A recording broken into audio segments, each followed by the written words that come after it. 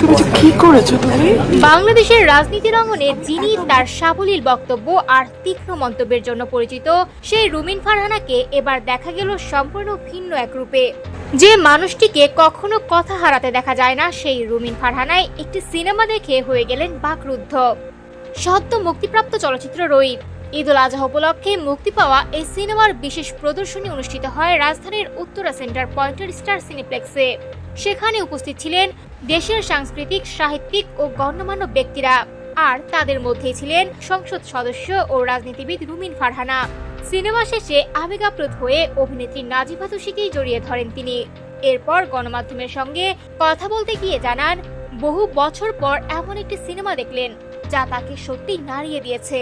রুমিন ফারহানার ভাষায়, তিনি একজন সিনেমা প্রেমী মানুষ, অবসর পেলেই সিনেমা দেখেন, বই পড়েন, কিন্তু রইব দেখার পর তিনি যেন বাকরুদ্ধ হয়ে গেছেন। তার দাবি, প্রায় 16 বছর পর প্রথমবারের মতো ক্যামেরার সামনে দাঁড়িয়ে তিনি বুঝতে পারছিলেন না কি বলবেন। তিনি বলেন, ভালো, চমৎকার কিংবা অসাধারণ কোনো শব্দই এই সিনেমা দেখার অভিজ্ঞতাকে যথাযথভাবে প্রকাশ করতে পারে না। ছবিটি তাকে শুধু মুগ্ধই করেনি, গভীরভাবে আবেগতাড়িতও করেছে। শুধু গল্প নয়, ছবিটির নির্মাণ শৈলীও তাকে মুগ্ধ করেছে। অভিনয়, চরিত্র নির্মাণ এবং চিত্রগ্রহণ সবকিছু এতটাই নিখুঁতভাবে মিশে গেছে যে কোনো একটি দিককে আলাদা করে প্রশংসা করাও তার কাছে কঠিন মনে হয়েছে। বিশেষ প্রদর্শনীতে আরও উপস্থিত ছিলেন সারা জাকের, ফেরদৌসী মজুমদার, রামেন্দু মজুমদার, মামুনুর রশিদ, তারিক আনাম খান, মেহের আফরোজ শাওন সহ দেশের সাংস্কৃতিক অঙ্গনের অনেক বিশিষ্ট ব্যক্তিত্ব।